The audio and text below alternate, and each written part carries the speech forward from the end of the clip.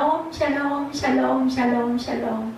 하나님 사랑합니다. 여러분 주 안에서 사랑합니다. 오늘 전도서 6장 행복의 비결이라는 제목으로 우리 1절부터 12절 6장 12절까지 있죠. 우리 함께 교독했습니다. 전도자는 사람이 세상에서 아무리 값진 것을 가진다 할지라도 인간은 그것을 누릴 수 있는 능력이 없다고, 이게 전도자 결론이에요. 이처럼 즐길 수 없는 인생 때문에 우리는 항상 만족하지 못하고 그로 인해서 절망하게 된다. 이러한 절망에 대한 돌파구로 전도자는 하나님께 의지하라고 인생들에게 권합니다. 저희들도 그러지 않아요? 아무리 애를 써도 안 될 때는 포기하죠. 그리고 바라는 거는 이제 처분만 기다리는 거예요. 그게 하나님의 뜻대로 우리가 하나이다 이렇게 됩니다. 근데 얼른 승복하는 게 지혜로운 자죠. 육체적인 원유, 풍요를 누리지 못하는 육체적 원인을 보면 인간이 행복하기 위해서는 외적 요인과 내적 요인이 모두 충족되어져야 한다. 그렇죠. 안압하기 잘 충족이 돼야 잘 밸런스가 맞아요. 우리가 복된 거죠.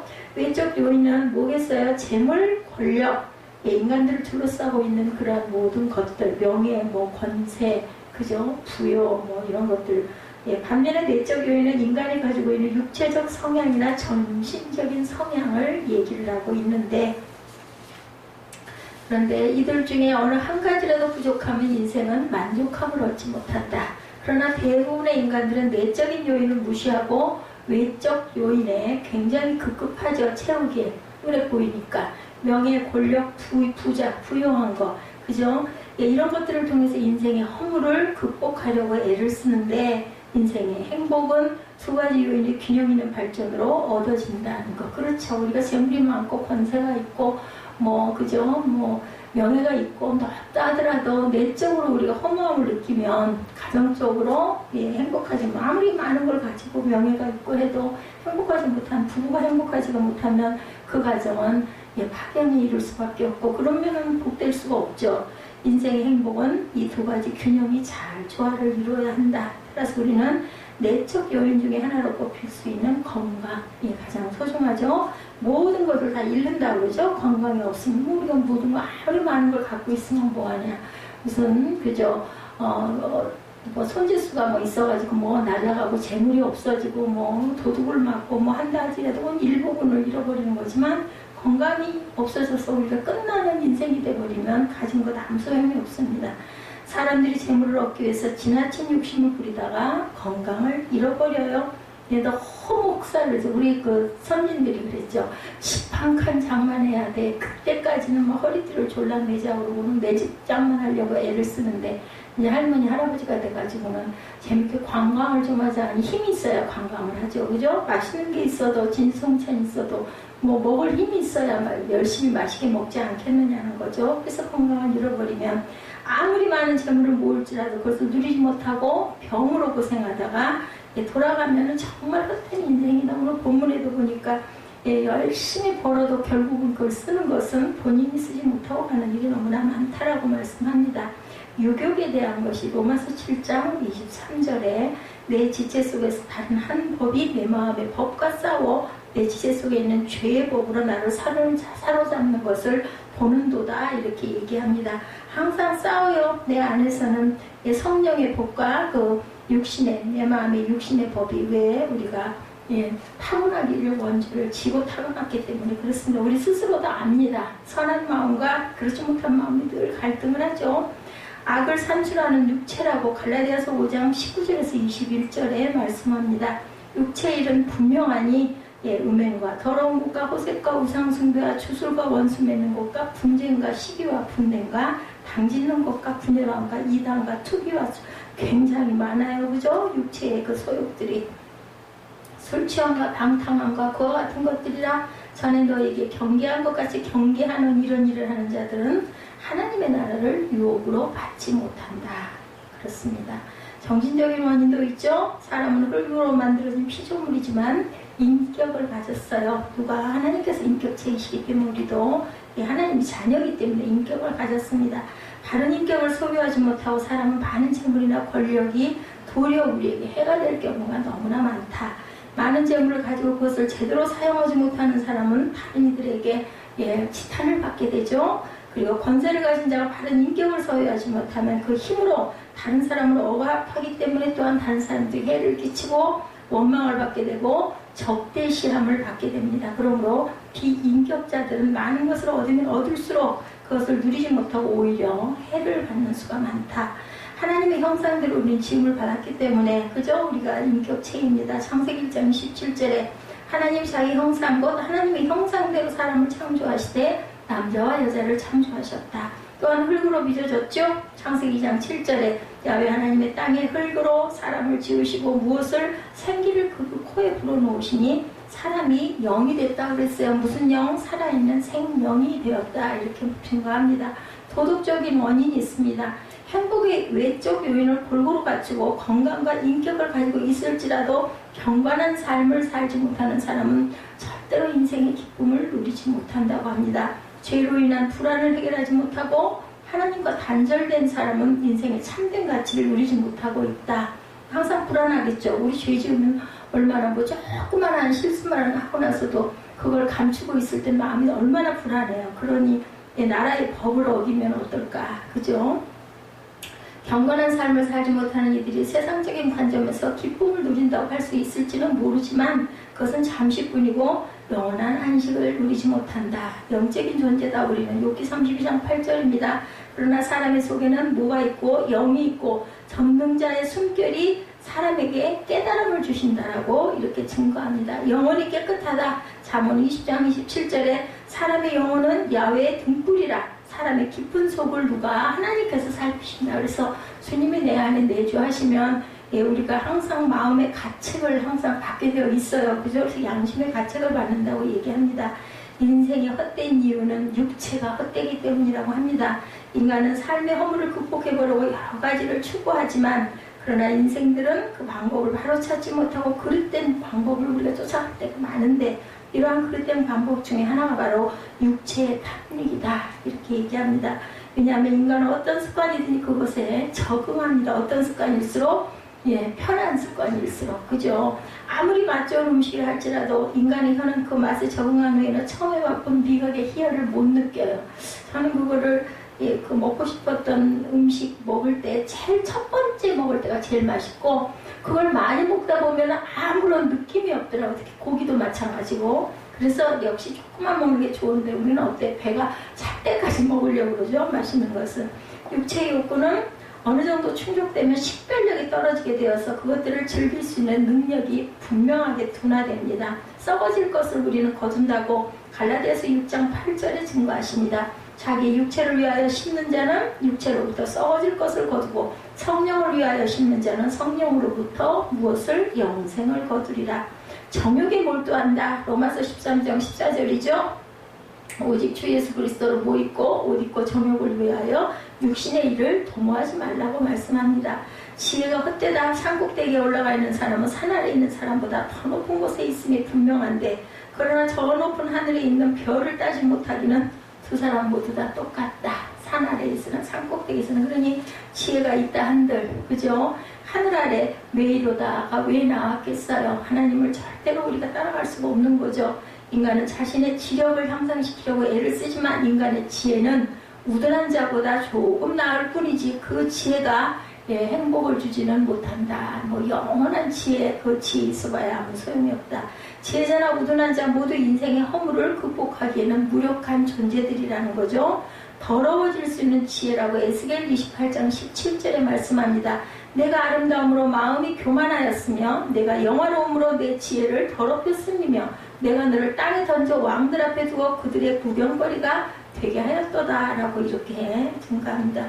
유혹당하는 지혜를 가지고 있다. 이사야 47장 10절에 내가 내 악을 의지하고 스스로 이르기를 나를 보는 자가 없다 하나니 내 지혜와 내 지식이 너를 유혹하였습니다. 내 마음에 이르기를 나뿐이라 나 외에 다른 이가 없다 하였으므로 교만해진다라는 거예요. 지혜가 조금 있다면은 사람들은 누구나 뽐내기를 좋아해요. 그죠? 그런 마음의 심리가 있습니다. 미래에 대한 야망이 모두 다 헛되다고도 말씀합니다. 우리는 현재의 고통을 완화하려고 꿈을 가질 때가 있습니다. 따뜻한 미래를 꿈꿔서 현재의 고통을 벗어나는 사람들이 있지만 공상에서 나온 꿈은 훗날 더 큰 상처를 우리에게 가져다 준다. 그렇기 때문에 공상과 꿈은 좀 다르죠. 너무 허무한 것들을 자꾸 추구해서는 안 되는 거죠. 그것을 이루지 못했다는 절망감 때문이다 라고 얘기합니다. 그러므로 전도자는 언제나 현재를 충실하게 이용하는 사람이 되어야 함을 우리에게 가르치고 있다.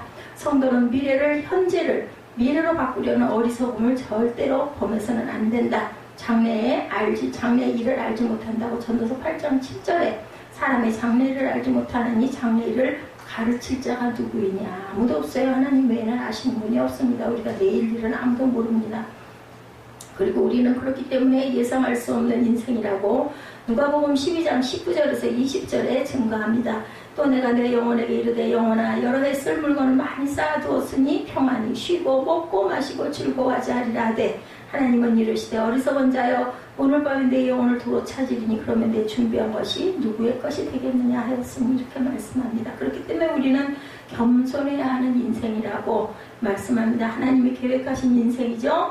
인생의 허물을 극복하기 위해서 인간은 무엇보다 겸손한 삶을 살아야 된다. 왜냐하면 인간은 자신의 삶을 계획하지 못했고 앞으로 계획할 수도 없기 때문이다. 인생에 대한 계획은 누구의 뜻? 하나님의 뜻에 달리다. 우리는 타고났어요. 그 길을 저는 타고났다고 저도 늘 생각합니다. 하나님께서는 미리 우리를 지으시기 전부터 요 녀석은 어떻게 될 것이다를 알고 계시는데 인간이 세상에 나와서 그 길을 잘 찾아서 열심히 달려가면은 그것을 우리가 정복할 수도 있고 그러지 못하면 중도 하차하는 일도 많죠. 하나님의 섭리에 의해서 인간은 오래전부터 그 이름이 정해져 있고 그가 무엇을 해야 할지도 정해져 있다고 전도자는 말합니다. 그러므로 우리가 겸손하게 하나님의 계획에 복종하는 사람만이 인생의 허물을 극복하고 보람된 삶을 살게 된다. 그러나 이렇게 정해진 삶은 숙명론과는 다르다. 인격적인 하나님께서 우리의 필요를 살피시고 계획하셨기 때문에 하나님의 섭리를 숙명론으로 절대로 생각해서는 안 된다. 측량할 수 없는 하나님의 지혜라고 로마서 11장 33절에 깊도다 하나님의 지혜와 지식이 풍성하니여 그의 판단은 헤아리지 못할 것이며 그의 길은 찾지 못할 것이로다 말씀합니다. 지혜로 인간을 지으셨다고 시편 104편 24절에 증거하십니다. 야훼여 주께서 하신 일이 어찌 그리 많은지요. 주께서 지혜로 그들을 다 지으셨으니 주께서 지으신 것들이 땅에 가득하나이다. 이렇게 증거합니다. 그래서 우리는 하나님의 강한 힘을 항상 믿고 순종하고 의지해야 되죠. 인간은 하나님의 계획 속에 있는 자신의 모습을 비관되게 생각하기도 하죠. 특히 하나님의 계획을 숙명론과 동일시할 때 이런 결과를 낳습니다. 아무리 애쓰면 뭐래 나는 지어지기를 그렇게 지어지지 않았는데 이렇게 생각할 수도 있다라는 거죠. 근데 이러한 생각은 하나님의 계획과 숙명론을 구별하지 못하기 때문이기도 하지만 무엇보다 자신의 연약함과 하나님의 강함을 비교해보지 못하기 때문이다. 하나님께서는 못하실 일이 없죠. 전지전능하십니다. 하나님의 능력을 바로 아는 자는 자신의 연약함을 깨닫게 되고 겸손하게 자신의 삶을 하나님께 맡기면 되는 거예요. 그러면 그릇대로 뭘 부러워할 필요도 없고 하나님께서 그 안에서 뭘 주셔요? 기쁨도 주시고 평강도 주신다라는 것을 우리가 알아야 된다. 뭐 어떻게 살면 어떻습니까? 우리 마음의 평화가 가장 중요하지 않겠습니까? 사람보다 강하다. 고린도전서 1장 25절에 하나님의 어리석음은 사람보다 지혜롭고 하나님의 약하심이 사람보다 강함이라. 맞죠? 하나님 안에 있는 지혜다. 골로새서 2장 3절에 그 안에는 지혜와 지식의 모든 보화가 감추어져 있느니라고 이렇게 말씀합니다. 그렇기 때문에 인생의 주인은 오직 하나님이다. 능하신 하나님의 인생을 계획하시는 이유는 그분이 우리의 주인이시기 때문이고 하나님이 우리를 창조하셨기 때문에 우리는 그 앞에서 늘 겸손할 줄 알아야 되고 순종할 줄 알아야 된다. 그 앞에서 잠잠하여 그분의 뜻에 복종할 때 인생의 기쁨이 넘친다는 거예요. 어떻게 살든 우리가 기쁘고 감사하게만 살면 되지 않겠느냐는 거죠. 그림자 같은 인생이 보람될 수 있는 것은 하나님을 우리 안에 모실 때일 때다. 하나님이 주권 아래 우리가 있다라고 이사야 45장 12~3절에 말씀합니다. 내가 땅을 만들고 그 위에 사람을 창조하였으며 내가 내 손으로 하늘을 펴고 하늘의 모든 군대에게 명령하였노니라. 내가 공의로 그를 일으킨지라 그의 모든 길을 곧게 하리니 그가 나의 성읍을 건축할 것이며 사로잡힌 내 백성을 값이나 가품이 없이 놓으리라. 만군의 야훼의 말이니라 하셨습니다. 우리의 자연을 또 하나님은 다스리시죠. 벌써 가을이 느껴지죠. 상큼. 더위가 얼마 전이었는데 주께서 바다의 파도를 다스리시고 그 파도가 일어날 때 잔잔하게 하신다고 시편 89편 9절에 증거합니다. 우리 인생은 이렇게 부조리하다. 결론이죠. 많은 것을 얻은 사람일지라도 그것을 누리지 못하고 엉뚱한 사람에게 누리는 일을 넘겨줄 때도 있다고 오늘 본문에 나타나죠. 그러므로 인생은 세상 것을 많이 얻으려고 애쓰지 말고 하나님과 화목해야 한다. 하나님과 다투는 자는 많은 부귀 영화 속에서도 빈곤함과 그 불안함과 불행밖에 남는 것이 없습니다. 평강이 없죠. 그래서 오늘 전도서 6장의 말씀을 우리가 살펴봤습니다. 쭉 그죠? 하나님께서 베푸시는 은혜를 우리가 받아봅니다. 솔로몬은 전도서 6장에서 헤아리 인생들, 특히 하나님을 알지 못하는 인생들이 겪어야 하는 대표적인 세 가지 폐단을 말씀합니다. 폐단이라고 하는 것은 인생들이 당하는 불행, 고통스러운 일들이죠. 첫 번째 폐단이 1, 2절에 나타나 있습니다. 부여와 재물과 존귀를 받기는 받았어요. 그죠? 해아래 불행한 일이 있는 것을 보았나니 이는 사람의 마음을 무겁게 하는 것이라. 어떤 사람은 어때요? 그의 영혼을 바라는 모든 소원에 부족함이 없이 재물과 부여와 존귀를 하나님께 받았으나 하나님께서 그가 그것을 누리도록 허락하지 아니하셨으므로 다른 사람이 누리느니 이것도 헛되어 악한 병이라고 얘기를 합니다. 그죠? 결국 내가 애써가지고 받기는 받았는데 그걸 누리는 건 내 몫이 아니게 만들어 버린다라는 거죠. 이래서는 얼마나 우리가 허무하고 얼마나 마음이 아프겠어요. 어떤 사람이 고생해서 먹고 살만 하니까 그만 병들어 죽게 되어버렸다는 거 예를 들면, 그러니 얼마나 불행할까. 불행의 폐단이다. 두 번째 폐단이 3절에서 6절에 소개되어 있습니다. 이 사람은 많은 자녀를 두었어요. 3절에서 6절에 사람이 비록 100명의 자녀를 낳고 장수하여 사는 날이 많을지라도 그의 영혼은 고난 행복으로 만족하지 못하고 또 그가 안장되지 못하면 나는 이르기를 낙태된 자가 그보다 낫다라고 얘기를 합니다. 태어나면 뭐 하냐는 거죠. 낙태된 자는 헛되게 왔다가 어두운 중에 가면 그저 빛도 못 보고 가니까 그 이름이 어둠에 덮이니 햇빛도 못 보고 그것을 알지도 못하나 그가 이보다 더 평안합니다. 차라리 그게 낫다는 거예요. 태어나가지고 그 재물과 존귀 하나도 못 누리는 사람보다 그가 비록 청년의 갑절을 산다 할지라도 행복을 보지 못하면 마침내 다 한 것으로 돌아갈 뿐이 아니냐. 얼마나 허무하냐는 거죠. 그래서 무자식이 상팔자라는 말들을 많이 어른들이 하셨었어요. 세 번째 폐단이 7절에서 9절에 소개되고 있습니다. 7절에서 9절 봅니다. 사람의 수고는 다 자기 입을 위함이나 그 식욕은 채울 수가 없느니라. 지혜자가 우매자보다 나은 것이 무엇이냐? 살아있는 자들 앞에서 행할 줄을 아는 가난한 자에게는 무슨 유익이 있는가?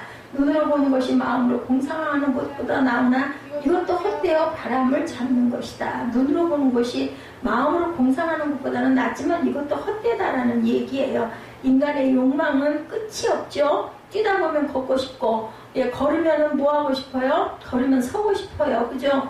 서면 앉고 싶고, 앉으면 눕고 싶은 것이 인간의 심리입니다. 그런 말이 있어요. 말을 태웠더니 말체를 누군가가 잡히고 싶고 나는 그냥 가만히 가고 싶어 한다라는 거 이렇게 돼요.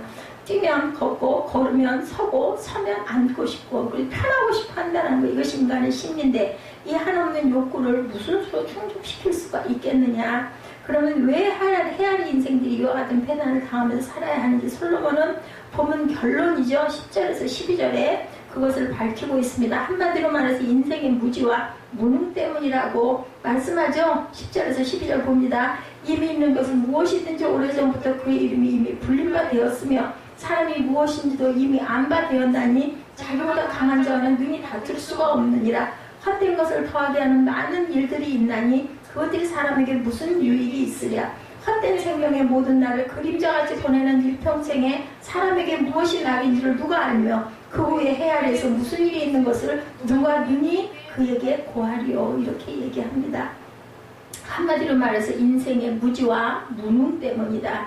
우리 인생은 무지하기 때문에 무엇이 우리에게 행복을 가져다 줄지 우리는 모릅니다. 그죠? 또 우리는 무능하다는 거죠. 그래서 행복을 목표로 삼고 아무리 그것을 잡으려 애를 써도 결코 그것을 잡지 못한다. 솔로몬은 결론이 이렇게 분명합니다. 창조주 하나님 아버지 뜻대로 살아야 된다. 하나님의 말씀대로 사는 것이 바로 행복의 비결이라는 얘기예요. 이것이 오늘 우리가 살펴보고자 하는 전도서 6장의 줄거리. 좀 짧죠? 6장은.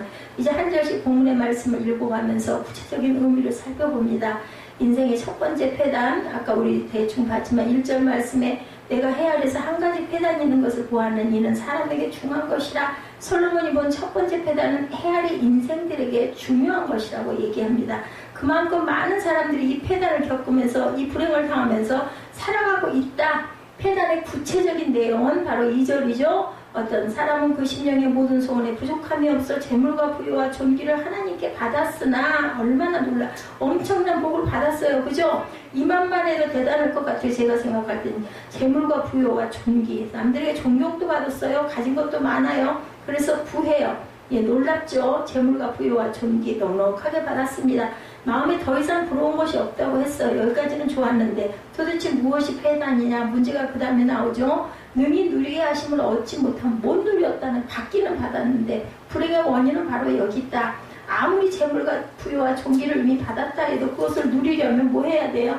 건강해야 된다라는 거예요. 병들면 무슨 소용이 있겠느냐. 장수약을 잘 누리고 갈 거 아니에요. 끝까지 얻어놨는데 그 나이까지 딱 기를 쓰고 애를 써서 왔는데 그만 병 때문에 못 누리고 고통받다가 돌아가면 얼마나 그것이 허무하고 안타깝겠느냐. 그래서 우리는 오래오래 잘 살아야 되는데 일찍 그렇게 애써서 해놓고 죽으면 아무 소용이 없다. 설상가상으로 이 사람을 더욱더 불행하게 만든 요인, 다른 사람이 누린다고 얘기합니다.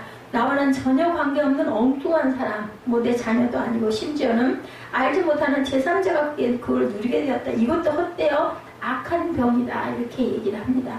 그 사람 입장에서 보면 헛수고만 한 거죠. 헛고생만 했다는 거 쉽게. 우리는 삶 속에서 그냥 하루하루 속에서 오늘날 헛고생해서 이런 얘기를 많이 하지만 인생의 결과로 봤을 때 그 전체적인 것이 다 그냥 물거품이 되어버린다면 정말 그것은 더 기가 막힌 헛고생 아닐까. 오늘 하루가 잘못된 거는 그날 하루로 그죠?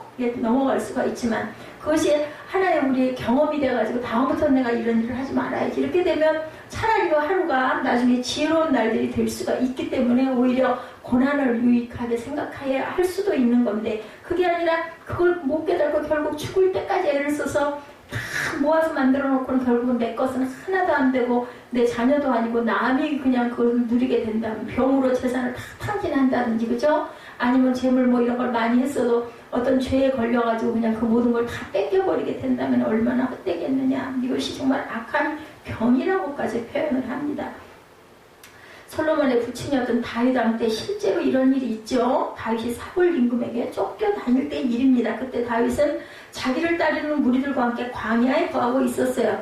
형편도 얼마나 열악하고 어려웠을까. 저는 그 광야 생각만 해봐도 저는 끔찍해요. 얼마나 뜨겁고 얼마나 추워요. 상상만 저는 하루도 못 견딜 것 같습니다. 때마침 근처에 살고 있는 나발이라는 부자의 집에서 양털을 깎는다는 사실을 알게 됐어요. 보면은 이렇게 열왕기상에 나와 있습니다. 양털을 깎을 때 우리 주인 일꾼들을 위해서 잔치를 늘 베풀었다고 그래요. 그러니까 큰 일이다 보니까 그 잔치를 베풀어서 고기를 이렇게 많이 잡고 그렇게 해서 많은 사람을 그 부하들을 나눠 먹였던 것 같아요. 일꾼들을. 다윗은 자기 수하의 부하 10사람을 그에게 보내죠. 먹을 것과 쓸 것을 나눠달라고 합니다. 대개는 그럴 때 더구나 다윗 하면은 그죠? 당연히 나눠줄 것이었는데 나발은 그 이런지하에 거절을 해요. 그리고는 다윗의 부자들 앞에서 이런저런 말로 다윗을 심하게 모욕을 합니다. 돌아온 그 부하들이 얘기를 했겠죠. 그 이야기를 다윗이 전해 듣고 분개합니다. 그래서 부하 400명을 이끌고 나발을 죽이기 위해서 그 집으로 달려갑니다. 그때 아주 현명한 아내를 뒀죠. 아비가일이 그 소식을 듣게 됩니다. 아내 아비가일은 대단히 지혜로운 여인이어서 부랴부랴 떡과 포도주와 고기를 충분히 준비해서 다윗을 맞으러 갔어요. 그것을 다윗 앞에 무릎을 꿇고 바치면서 남편 나발 대신 용서를 그 아비가일이 구합니다. 그래서 다윗의 마음이 누그러져서 갈 길을 돌리는 내용이 나타나 있습니다. 그래서 그것을 받고 오던 길로 되돌아갔죠. 결국 나중에는 아비가일은 다윗의 아내가 됩니다. 나발은 아비가일을 통해서 다윗이 자기를 죽이기 위해서 400명을 이끌고 왔다는 사실을 들어요. 듣고는 그만 그날부터 부들부들 사시나무 떨면서 언제 나를 죽이러 올지 크고 고통 때문에 시름시름 열흘 동안 앓다가만 죽어버렸어요. 그런 일이 있었다라고 얘기하니까 성경에 보면 그 이유를 사무엘상 25장 28절에 야훼께서 나발을 치심에 그가 죽으니라 이렇게 나타나 있습니다. 하나님이 그를 치셨다고 했어요. 내가 너에게 재물과 부여와 종기를 주었지만 너는 그것들을 누릴 자격이 없어. 이리 오너라. 결국은 아까 말한 대로 잔뜩 많은 것을 다 모아 걷어들여 놓고는 결국은 이렇게 죄를 지어가지고 그 영혼이 떠나가 버린 거죠. 하나님이 불러가 버린 결과는 아비가일은 다윗의 아내가 되죠. 지혜롭고 현명한 여자였기 때문에. 그래서 나발이 가지고 있던 많은 재물과 부여와 종기가 누구의 수중에? 다윗의 손으로 그냥 넘어가 버린 거예요. 당연히 그렇게 됐겠죠. 다윗이 대신 누린 거죠. 하나님께서요, 저와 여러분에게 복을 주셨을 때 능히 누리기를 원할 때는 나발처럼 움켜쥐고만 있어서는 안 된다. 주변에다가 내 이웃에게 하다못해 그죠?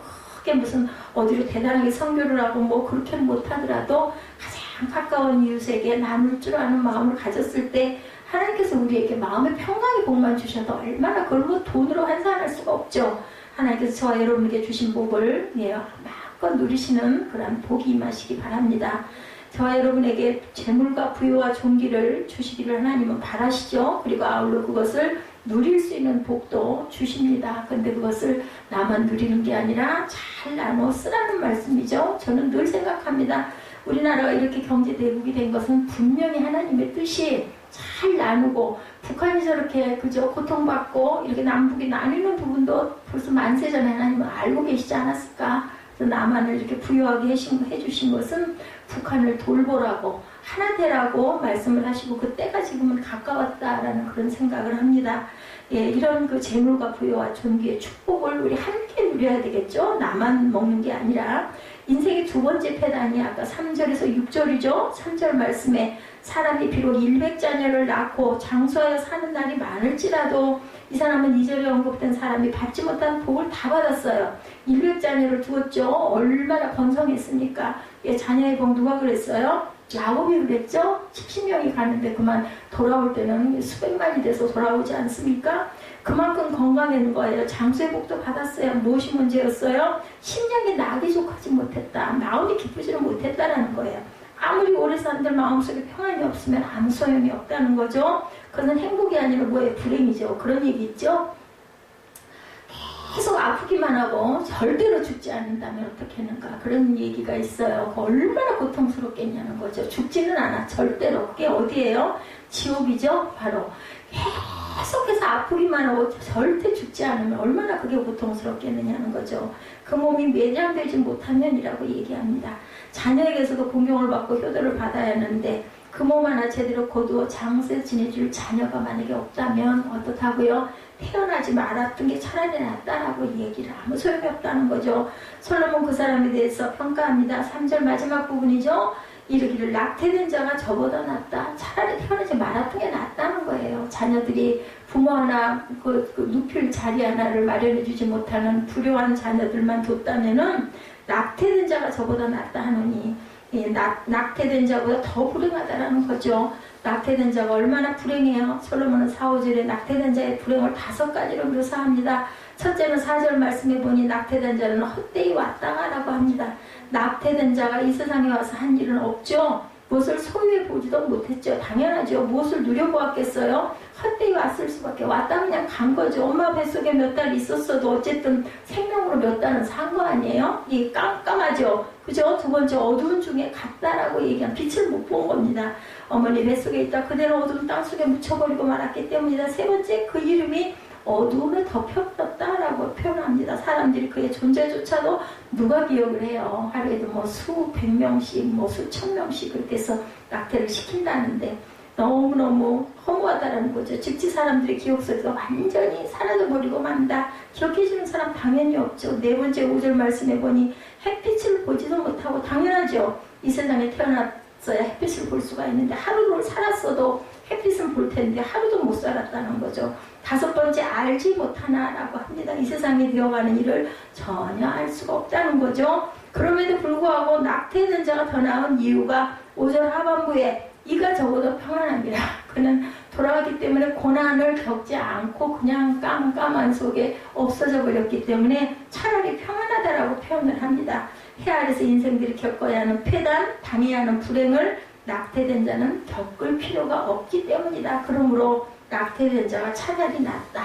좀 보면은 너무 매정한 얘기인 것 같지만, 냉정한 것 같지만 그렇다는 거죠. 마음의 평안이 얼마나 중요한지는 솔로몬은 6절에서 강조하죠. 저가 비록 1000년의 갑절을 산다 할지라도 낙을 누리지 못하면 마침내 다 한 곳으로 돌아가는 것뿐이 아니냐. 당연하죠. 1000년의 갑절이면 2000년이에요.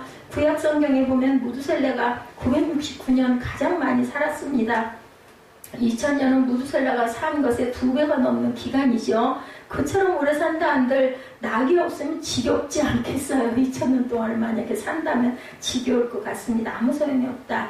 2000년이 아니라 3000년을 살아도 죽음은 결국은 죽음, 무덤으로 갈 수밖에 없죠. 그러니 오래 산다는 것이 고생만 실컷 더하다가 가는 것. 여러분들 안 그래요? 지쳤을 때 밥 먹으려고 그러면 저는 너무나 싫어요. 그냥 뭐 이렇게 챙길 게 많고 혼자 먹는데도 그럴 때가 있더라고요. 근데 안 먹으면 안 되니까 또 그건 또 이렇게 이상하게 이렇게 챙겨지더라고요.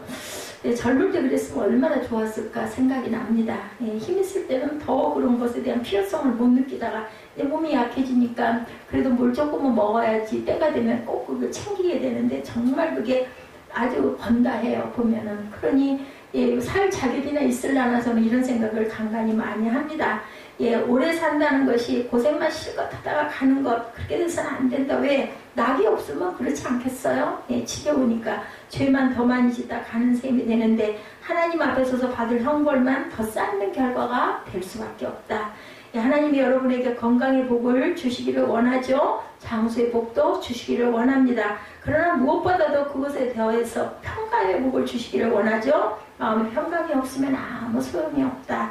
단 하루를 살더라도 주님 안에서 평안을 누리면서 살아야 하는데 하나님께서는 저와 여러분에게 자녀의 복도 주시기를 원합니다. 여러분의 자녀들이 여러분에게 효도하고 여러분을 공경하는 자녀가 되기를 주님의 이름으로 축복합니다. 그러기 위해서는 우리 자신이 부모님을 공경하고 부모님께 효도하는 것이 바로 본을 보여주는 것이 내가 나중에 복받는 길이죠. 그래서 우리의 가정이 주님 안에서 복되고 아름다운 가정이 되어야 한다.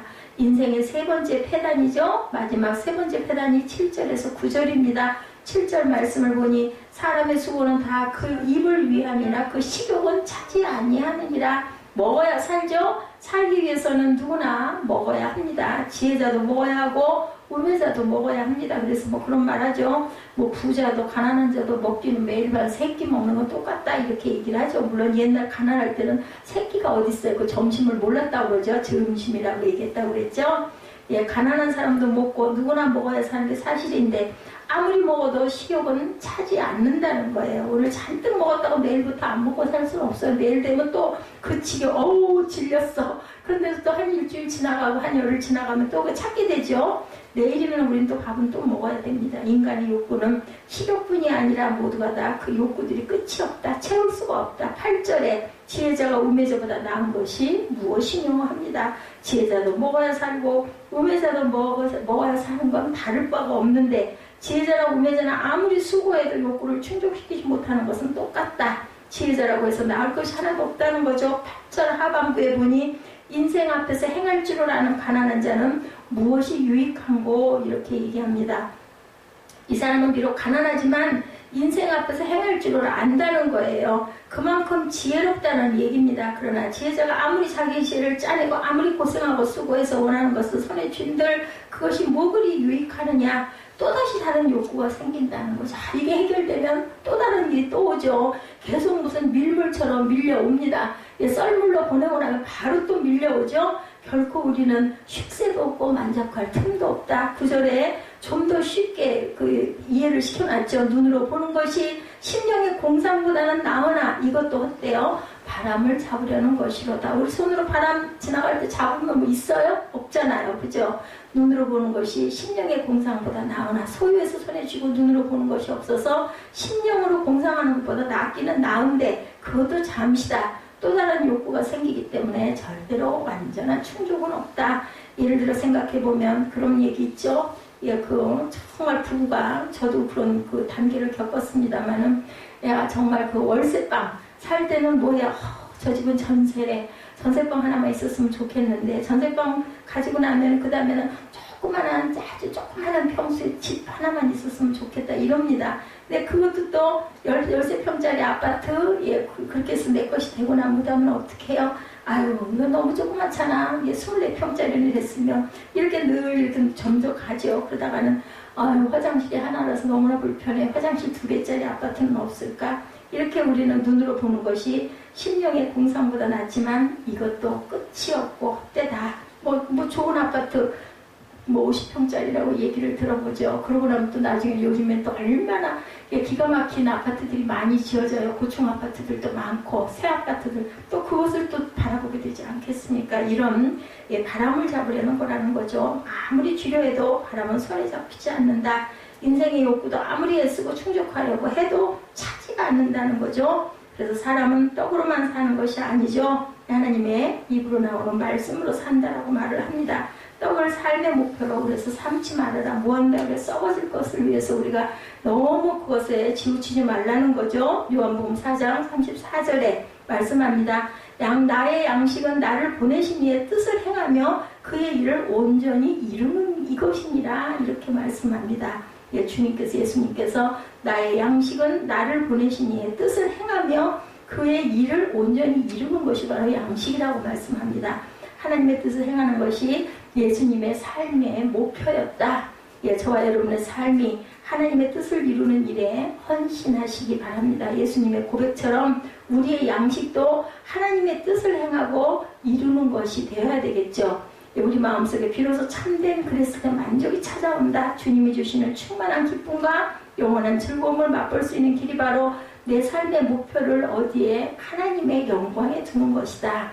자, 네 번째로 인생살이 폐단이 생기는 이유와 그 해결책을 봅니다. 이제 우리는 결론이죠. 왜 헤아릴 인생이 이와 같은 폐단을 겪으며 살아야 하는가? 그 폐단을 극복할 수 있는 길은 과연 무엇인가? 어떻게 하면 우리가 헤아려서 좀 행복하게 살 수 있을까? 이것을 솔로몬이 결론 부분에서 일깨워줍니다. 10절이죠. 이미 있는 것은 무엇이든지 오래전부터 그 이름이 칭한 바 되었으며 사람이 무엇인지도 이미 안 바 되었나니 자기보다 강한 자와 능히 다툴 수 없느니라.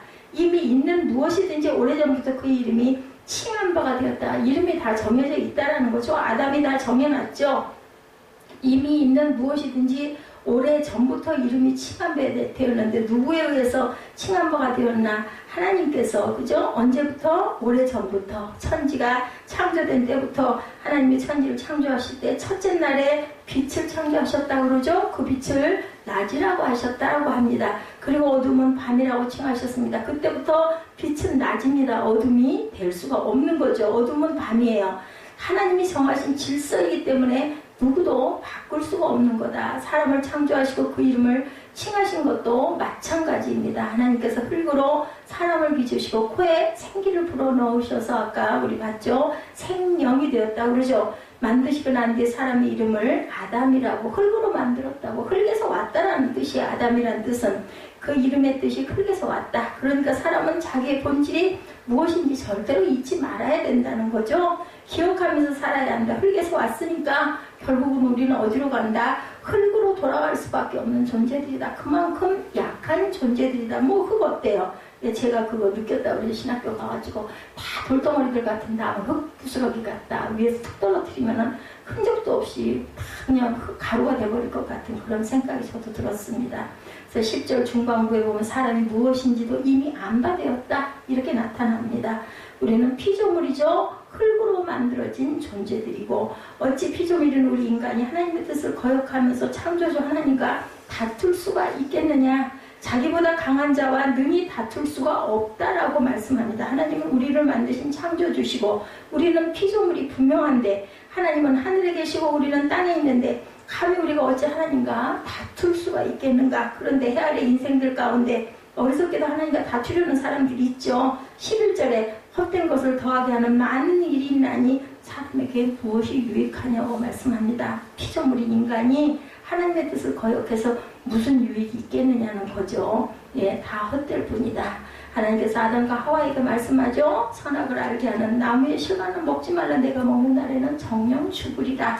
그러면서 생명나무의 실과를 비롯해 각종 나무의 실과를 아담에게 하와에게 다 주셨어요. 그런데 아담과 하와가 어떻게 됐어요? 먹으면 하나님같이 될 것이라는 뱀의 유혹에 그만 빠져버립니다. 뭐가 있다는 마음에 탐심, 욕심이 있다라는 거죠. 하나님 말씀을 불순종하고 하나님 뜻을 거역하고 그만 선악과를 따먹고 불행에 빠집니다. 결국은 천국에서 쫓겨나죠. 그래서 땀 흘리는 수고, 해산의 고통을 주셨다. 그래서 우리가 항상 좁은 길이고 힘들고 고통스러워 보이지만 그 길로 가는 것이 바로 복된 길이라는 거죠. 그거 따먹지 않아도 먹을 게 얼마나 많았어요. 그런데 그 작은 그 마지막 욕심을 넘어서지를 못했다는 거죠. 어리석은 부자가 농사가 잘 돼서 창고를 새로 짓고 잔뜩 쌓아놔서 농사가 잘 되니까 창고가 부족해서 일시적으로는 행복한 것 같았지만 바로 그날이 그에게는 가장 불행한 생명을 거두어가는 날이 될 줄 그 사람이 알았겠느냐는 거죠. 알았다면 어땠겠어요? 나눠주라고 다 퍼주지 않았겠어요? 확실히 알았다면. 우리는 지금 성경을 보니까 다 믿는 거지만 그 일이 일어나기 전에 있었던 그 우리 구약의 사람들 그걸 알았겠느냐는 거죠.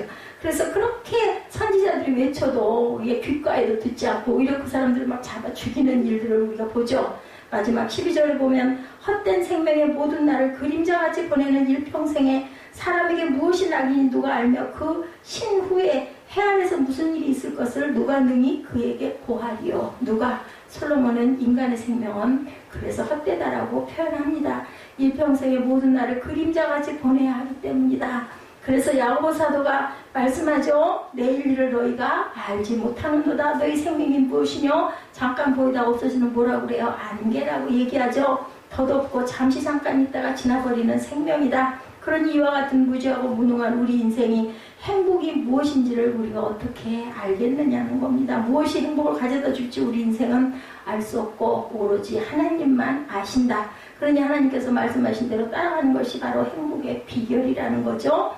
아울러 그 신후에 해안에서 무슨 일이 있을 것을 누가 능히 그에게 고하리요. 이렇게 말씀하죠. 인간의 장래에 대해서 누가 능히 고할 수 있겠느냐? 점쟁이가 알려주겠느냐? 역술가가 알려주겠느냐? 그 사람들도 사람인데 뭘 얼마나 알겠느냐는 거죠. 아무도 알 수가 없어요. 그래서 그런 말 있죠. 점쟁이가 점쳐놓고 저 죽을 날은 모른다. 이런 얘기가 있습니다. 내일 일을 알지 못하는 것이 인생이다. 한치 눈앞도 내다볼 수가 없고 그러나 하나님께서는 다 아시고 이미 정해놓으셨다는 거죠. 하나님이 말씀하신 그대로 따르는 것이 그 뜻을 따라 사는 삶이 복된 삶이다. 언제나 하나님의 뜻을 따라 살아가시는 세빛 가족들 되시기 바랍니다. 18세기 초 영국의 유명한 문필가였던 조셉 에디슨이 우리에게 잘 알려진 이런 말을 남깁니다. 인생에서 행복한 삶을 살기 위한 세 가지 요소가 필요한데 첫째는 something to do, 뭔가 해야 할 일이 있고 두 번째로는 someone to love, 누군가 사랑해야 할 사람이 있고 세 번째로는 something to hope for, 뭔가 바라는 기대할 것이 있어야 한다라고 얘기를 했다고 그래요. 예수님은 그리스도 안에서 세 가지 요소를 다 가지고 계셨던 분이고 우리의 삶의 목표도 또한 분명하죠. 뭐해요? 먹든지 마시든지 무엇을 하든지 하나님의 영광을 위해서 살라고 말씀하시죠. 우리에게는 사랑해야 할 대상이 분명히 있습니다. 내 마음과 뜻과 정성을 다해서 하나님을 사랑하고 내 이웃을 내 몸과 같이 사랑하면서 살아가야 할 존재들이다. 그랬을 때 내가 너희에게 모든 것을 더해 주신다고 말씀하시죠. 우리에게는 이런 소망을 가지고 살아야 되겠죠. 해 아래의 세계에 집착해서 하는 게 아니라 해 위의 세계, 영원한 세계를 소망 가운데 바라보시는 저와 여러분 되시기를 주님의 이름으로 축복합니다.